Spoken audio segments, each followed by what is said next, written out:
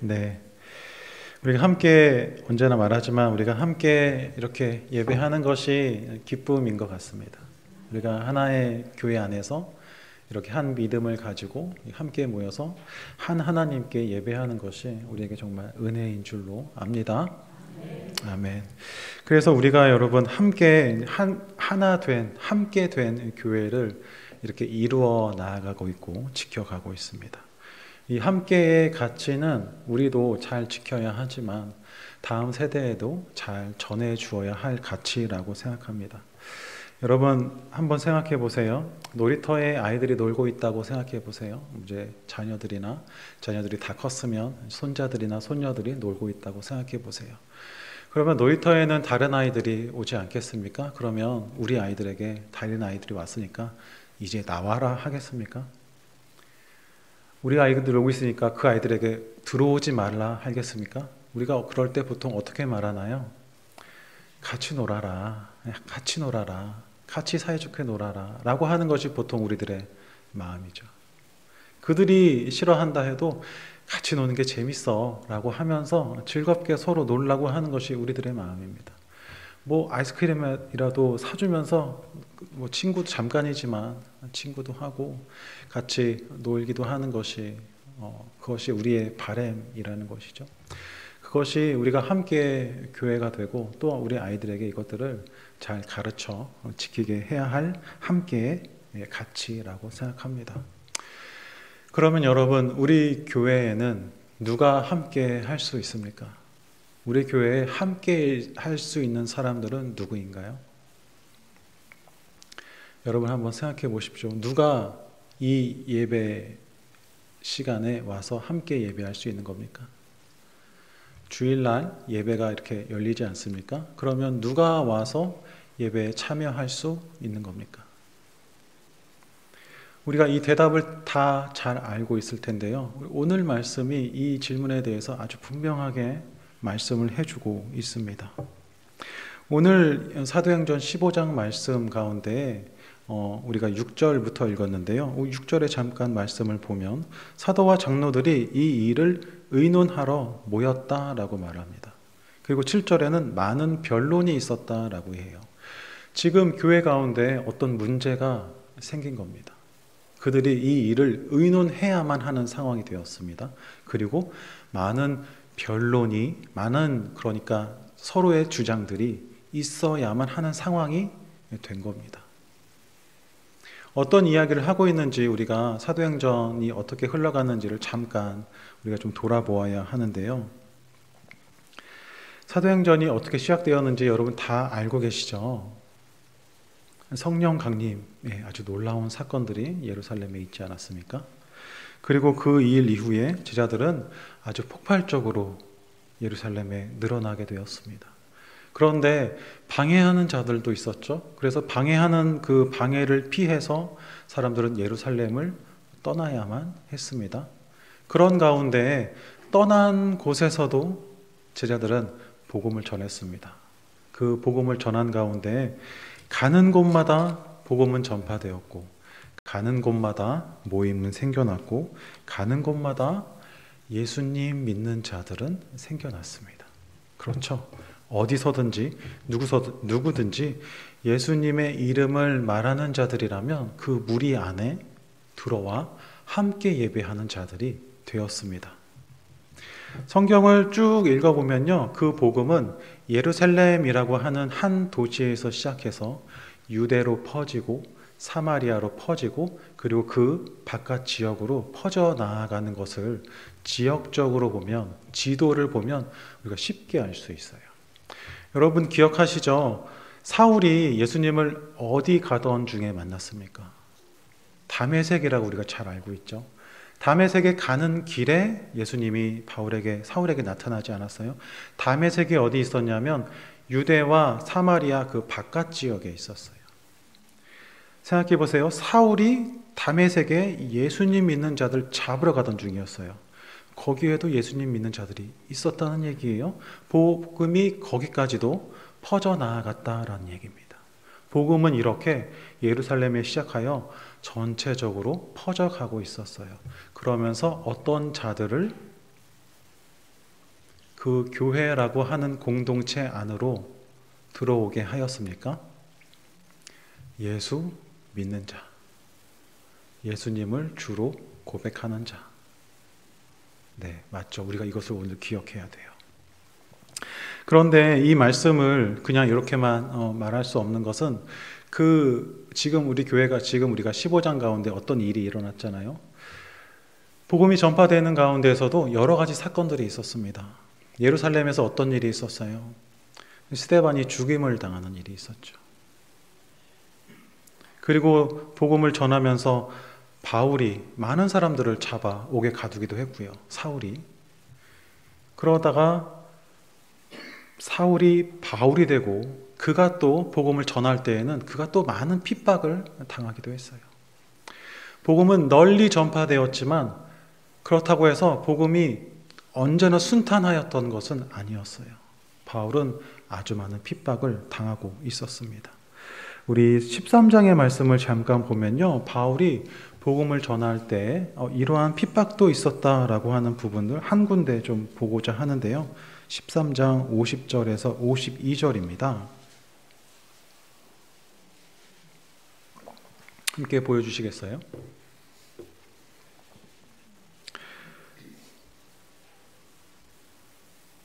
사도행전 13장 50절에서 52절인데요. 우리가 바울이 다 고난당한 것을 볼 수 없어서 아주 짧게만 잠깐 보도록 하겠습니다. 제가 한번 읽어보도록 하겠습니다. 이에 유대인들이 경건한 귀부인들과 그 신의 유력자들을 선동하여 바울과 바나바를 박해하게 하여 그 지역에서 쫓아내니 두 사람이 그들을 향하여 발에 티끌을 떨어버리고 이고니온으로 가거늘 제자들이 기쁨과 성령이 충만하니라. 네, 복음 예수님의 이름으로 구원 얻는다 라고 하는 이 사건이, 이 소식이, 이 복음이, 이 구원이, 이 믿음이 전파되면서 사람들을 놀랍게 변해시켰어요. 그렇지만 또한 그들은 놀랍게도 아주 많은 핍박 가운데 그 복음의 여정을 계속하고 있었습니다. 14장의 말씀에서는요, 바울과 바나바가 아주 큰 핍박을 당하기도 했습니다. 유대인들은 또 바울과 바나바를 쫓아와서 그들이 복음을 전할 때마다 사람들에게 그들을 향하여 악한 감정을 품게, 오해를 하게 만들었어요. 그들이 잘못된 주장들을 한다. 그들이 우리의 복음과 믿음을 훼손한다. 하나님의 이름을 이렇게 무시한다. 이런 말들을 하면서 바울과 바나바를 막고자 했습니다. 14장 5, 6, 7절에 보면 이런 말씀을 하고 있습니다. 함께 읽어보겠습니다. 이방인과 유대인과 그 관리들이 두 사도를 모욕하며 돌로 치려고 달려드니 그들이 알고 도망하여 루가오니아의 두 성 루스드라와 더베와 그 근방으로 가서 거기서 복음을 전하니라. 루스드라와 더베는 우리가 지난주에 보았던 말씀이 있었던 곳입니다. 바울과 바나바가 거기서 태어나면서 걷지 못하던 자를 일으켰어요.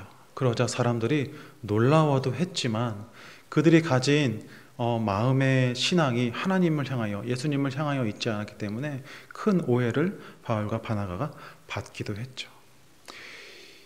이 사건 가운데 바울과 바나바를 계속해서 폄하하고 비판하고 비방하는 자들이 따라다니면서 이들에게 계속 그 비난과 비방을 받게 하였다라는 것이에요.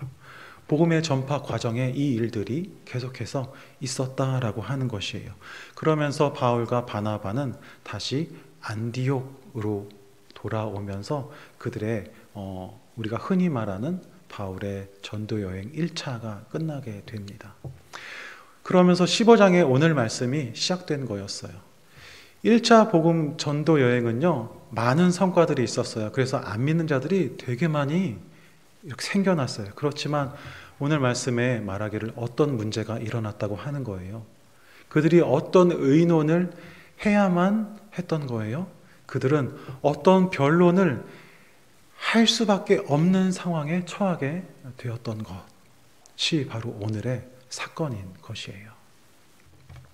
이 사건 가운데 바울과 바나바가 복음을 전하고자 할 때마다 계속해서 따라다니면서, 이 거리가 짧은 거리가 아닌데도요, 그들 또한 열심을 가지고 바울과 바나바를 따라다니면서 그들이 갖는 복음, 지금 우리가 갖는 복음, 예수님으로 구원 얻는다, 예수님으로 하나님을 믿고 구원 얻는다, 이 사실을 계속해서 아니다, 이것은 아니다, 다른 것이 있다 라고 말하는 자들이 있었다는 것이에요. 그들은 유대인이었고 그들의 주장은 무엇이었어요? 무엇이었을까요? 율법으로 구원 얻는다, 그들이 할례로 구원 얻는다라고 말씀하는 것이었어요. 말하는 것이었어요. 계속해서 그래서 바울과 바나바가 이 문제 가운데 부딪혀 나아갈 수밖에 없던 거죠. 이 문제 가운데 그들은 복음을 잘 전하기도 했지만 잘 못 전하기도 했어요. 계속 핍박받고 쫓겨나야만 했어요. 그런 가운데 안디옥까지 오게 됐고, 안디옥에서 오늘의 말씀들, 오늘의 사건들이 일어나게 된 것이었습니다. 우리 1절을 말씀을 잠깐 볼까요? 네, 오늘 15장의 1절 말씀이 이렇게 말하고 있습니다.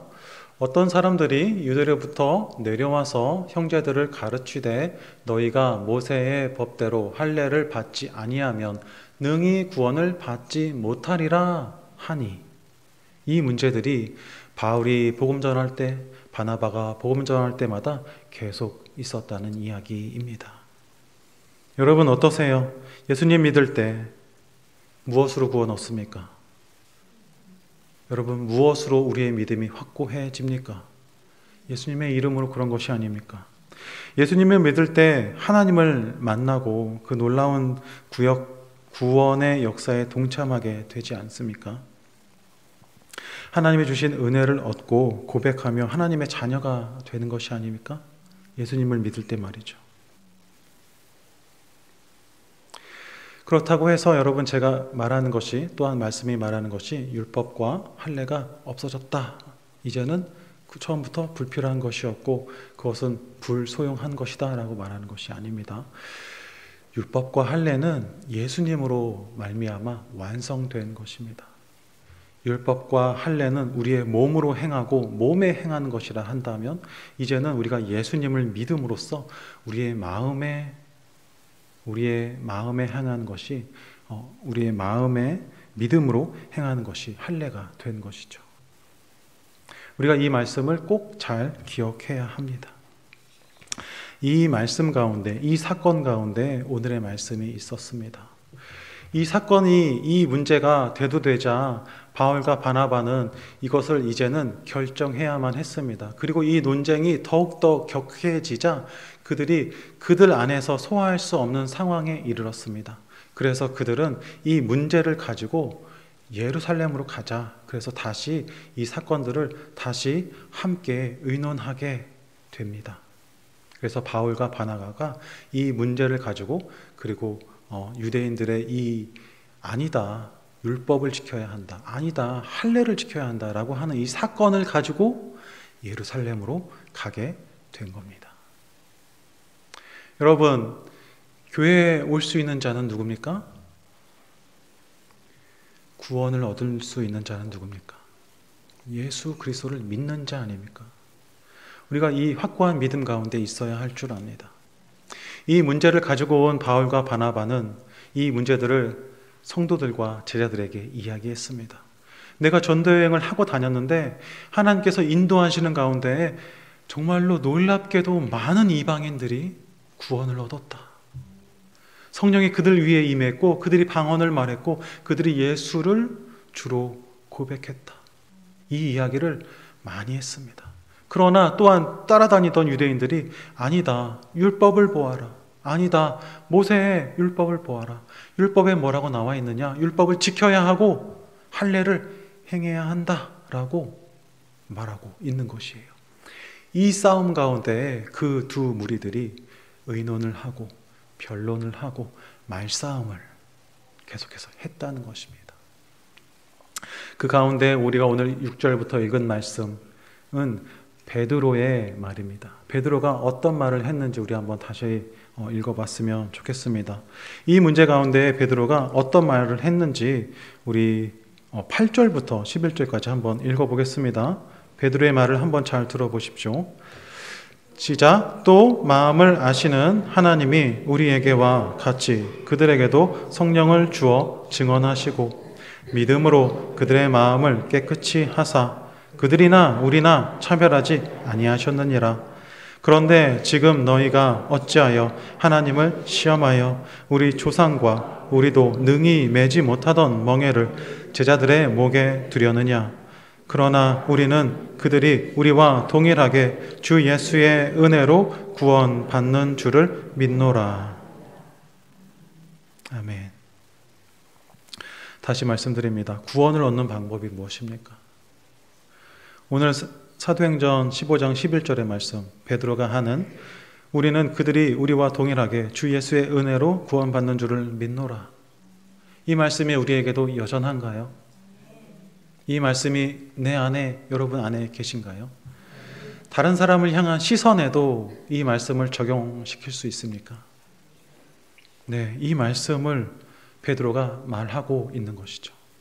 베드로는 어떤 자였는지 다시 한번 기억해 보시기 바라요. 베드로가 예수님 믿을 때 어떤 마음이었을까요? 베드로가 예수님과 함께 있을 때, 베드로가 예수님을 부인했을 때, 그러나 베드로가 예수님을 다시 만났을 때, 그리고 승천하시는 예수님을 보았을 때 그 마음 가운데 이 믿음이 얼마나 확고해졌을까요? 예수님이 정말로 하나님이신 것을 보는 그의 마음 가운데 와, 그 예수님이 하시는 말씀이라면 이것이 정말 진리이구나. 예수님이 나에게 보여주신 것이 모든 것이 하나님의 역사하심이구나 라고 얼마나 확고한 믿음 가운데 그가 설 수 있었을까요? 또한 그가 그 이후에 사도가 되어서 복음을 전할 때마다 하나님이 그 안에서 일하시는 그 일하심들을 경험하면서 이것이 정말 예수님의 그 이름 하나만으로도 하나님의 자녀가 되는구나 라고 하는 것을 얼마나 분명하고 얼마나 확고하게 얼마나 확신 가운데 그가 가질 수 있었을까요? 그는 더욱이 아주 특별한 증거를 갖고 있지 않았습니까? 사도행전 10장에 어떤 일이 있었죠? 베드로가 고넬료라고 하는 로마 사람을 만나지 않았습니까? 그가 기도하는 중에, 그가 환상 중에 하나님이 하시는 말씀을 그가 듣지 않았습니까? 그 환상은 이것이었죠. 보자기에 여러 동물들이 이렇게 내려왔는데 하나님께서 먹으라 하였습니다. 베드로가 부정하니 난 먹지 않겠습니다 라고 했습니다. 이것이 3번이나 반복되면서 하나님은 계속 베드로에게 이 말씀하셨어요. 내가 깨끗하다고 한 건데 네가 왜 부정하다고 하느냐 라는 말씀을 통해서 베드로는 깨닫게 되지 않았습니까? 복음은 이방인들에게도 열려 있구나. 복음은 나의 것만이 아니구나. 복음은 우리의 것만은 아닌 거구나. 하나님은 그들을 향하여서도 복음을 전하고 싶어 하시는구나. 베드로가 오늘 읽은 말씀, 우리가 오늘 읽은 말씀인데요. 이 말씀을 사람들에게 전했을 때 사람들은 아마 다 이 고넬료의 사건도 이해했을 겁니다. 또한 예수님이 그들에게 하신 말씀들도 기억했을 것이고요. 그러므로 그들이 이 싸움 가운데 무엇이 정답이구나 하는 것을 모두 깨달았을 겁니다. 여러분, 무엇이 정답입니까? 구원을 얻는 것이 율법과 할례로 이한 것입니까?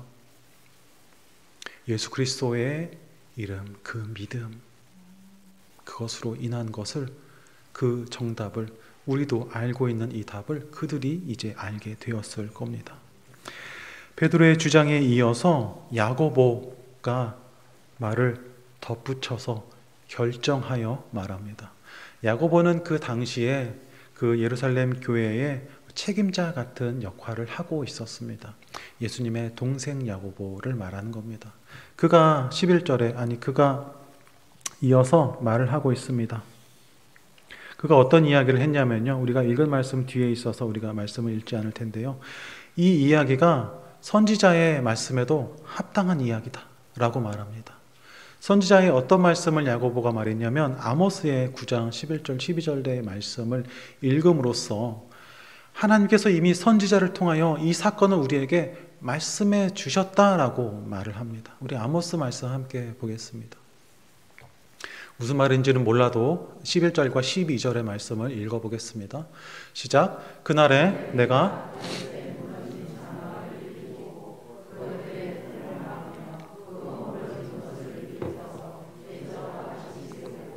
그들이 에돔의 남은 자와 내 이름으로 일컫는 만국을 기업으로 얻게 하리라. 이 일을 행하시는 여호와의 말씀이니라. 12절 말씀 보여주십시오. 계속 보여주십시오. 이것이 야고보가 그 모였던 사람들에게 하신 아모스의 말씀이에요. 12절에 보면 이 말씀 아모스의 이 부분은 지금 이스라엘의 회복에 대한 말씀을 하고 있는 건데요. 이후에 이스라엘을 이렇게 회복할 거다라고 하는 말씀 중에 말씀인데요. 12절의 말씀을 보면 중간에 이런 말씀을 시작합니다. 내 이름으로 일컫는 만국을 기업으로 얻게 하리라. 여기서 말하는 만국은요, 모든 나라라고 말하는 겁니다. 모든 민족을 말하는 겁니다. 만국의 아모스는 히브리서로 쓰였으니까 그 히브리서의 만국이라는 단어를 보면 모든 나라, 모든 민족, 전체의 모든 나라라는 뜻을 가지고 있습니다. 무슨 뜻이에요? 이 세상의 모든 사람을 말하는 겁니다. 하나님께서 모든 사람을 통하여 나의 기업으로 삼겠다라고 말씀하시는 거예요. 야고보가 이 말씀을 기억하고 사람들에게 이 말씀을 들려주는 겁니다. 자, 봐라, 하나님이 모든 사람들을 통하여 자신의 기업으로, 자신의 자녀로 삼겠다 하셨다. 그러므로 복음은 이방인에게도 닫혀있다, 열려있다? 열려있다라고 말하는 겁니다. 이 말씀을 사도행전에서 야고보는 모든 이방인들이라고 말했습니다. 똑같은 말씀을 하면서 일컫는 모든 이방인들을 기업으로 얻게 하리라 라고 말씀했어요. 다시 말해서 이 논쟁의 끝을 야고보가 결정한 것이죠. 더 이상 이것에 대해서 우리가 고민하지 말자, 논쟁하지 말자. 자, 봐라, 하나님의 말씀이 이렇다라고 야고보가 결정 지어 준 것입니다. 더불어서 야고보는 이 말씀에 이어서 이방인들이 그 하나님의 율법을 아무것도 모르고 예수님의 복음을 듣지 못했던 이방인들이 교회 안으로 들어올 때에 꼭 지켜야 할 몇 가지 당부를 덧이어서 말씀하고 있습니다. 20절 사도행전 15장 20절 21절 말씀인데요. 제가 한번 읽어보도록 하겠습니다. 우리 함께 읽어볼까요? 다만 우상의 더러운 것과 음행과 피를 멀리하라고 편지하는 것이 옳으니 이는 예로부터 각 성에서 모세를 전하는 자가 있어 안식일마다 회당에서 그 글을 읽음이라 하더라. 아멘. 이것은 야고보가 정한 새로운 율법이 아닙니다. 이것은 하나님이 이미 말씀하신 레위기 17장 18절의 말씀, 그 중에서도 야고보가 보기에 이방인들이 교회 공동체로 들어와 교회를 어지럽히지 않을 정도의 아주 최소한의 것을 그들에게 요구하자라고 결정한 것이었습니다. 이 사건 이후로 예루살렘 교회는 이 결정된 것을 편지를 가지고 다시 안디옥으로 편지를 보내게 됩니다. 바울과 바나바 그리고 그 중에서 유력했던 성령 충만했던 유다와 실라라고 하는 자를 이 논쟁의 이 변론의 이 결론의 증인으로 세워서 함께 보내게 됩니다. 이 사건을 어떤 사람들은 우리들은 보통 예루살렘 공회라고 부릅니다. 이 일을 통하여서 예수님을 믿는 모든 자들은 이제 율법이 아니라 예수님을 믿는 믿음 그것으로 충분하다라는 사실들을 그들이 알게 되었습니다. 이 결정으로 이제 이방인들이 예수님을 믿고 또한 그들에게도 믿음을 전하는 것이 예수님의 제자들에게는 이것이 옳은 것이다 라고 하는 생각이 굳게 굳혀지게 된 것이죠. 우리가 성경을 그 뒤의 내용도 알 수 있어서 그럼에도 불구하고 그들을 향한 핍박과 고난이 있었던 것을 우리가 알고는 있지만, 그러나 이제는 믿는 자들 사이에서는 더 이상 이방인들에 대한 논의가 없어야 하겠다라는 그 결정을 한 사건이었습니다. 그것이 오늘의 사건이죠. 여러분, 오늘의 말씀을 보면서 무엇을 깨닫게 되세요? 여러분, 오늘의 말씀을 보면서 우리에게 무엇이 어떤 유익함을 주고 있습니까? 교회가 문제가 생겼을 때 그 문제를 어떻게 해결해 나아가는 것이 옳다 우리가 말할 수 있겠습니까? 저는 이 말씀을 보면서 순간적으로 내가 좋은 것을 결정하는 것이 아니라 교회의 권위 앞에 우리가 가진 문제들을 내놓고 함께 논의해야 하겠구나라는 유익을 얻습니다. 지금 우리가 살고 있는 이 교회 가운데에서는요, 여러분, 총회의 권위가 있습니다. 그리고 노회의 권위가 있고, 또 우리 교회 안에서는 당회의 권위와 결정이 있습니다. 우리는 성도됨에 따라 이 결정들을 순종하며 따라야 할 줄로 믿습니다. 또한 가장 중요한 것은 우리의 구원이 예수 그리스도 그것으로 충분하다라는 놀라운 이 진리의 복음을 얻게 됩니다. 이 세상 누구라도 예수님을 믿는 자라면 그에게 구원이 있다 말할 수 있게 된 것입니다. 예수님이 하나님의 아들이시다라는 것을 믿는 것. 예수님이 2000년 전에 이 땅 가운데 오셨는데 예수님이 그 땅 가운데 하나님의 나라를 전파했다라는 것. 그가 복음과 하나님의 나라를 전파하기 위해서 그 땅 가운데 그 시기에 제자들을 부르고 사역을 하셨다는 것을 믿는 자들이라면, 그들이 예수님이 죽음으로써 또한 우리의 모든 죄가 죽고 예수님이 사심으로 또한 우리가 영원히 살 것을 믿는 자들이라면 우리에게 구원이, 아니 누구에게라도 구원이 합당하다는 것입니다.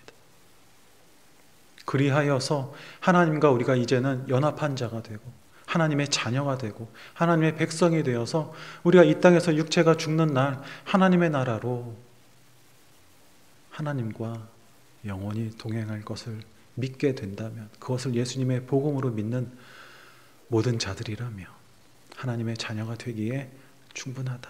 이 믿음을 갖는 자들이 하나님의 자녀가 되고 예수님의 제자가 된다라는 것을 우리가 알게 된다는 것입니다. 그렇게 우리는 하나님의 은혜에 따라 살고 있습니다, 여러분. 11절의 베드로의 말씀에 따라 주님의 은혜에 따라, 주 예수 그리스도의 은혜에 따라 우리가 하나님의 자녀가 되었습니다. 성도가 되었습니다. 그 은혜에 따라 우리가 직분을 얻었습니다.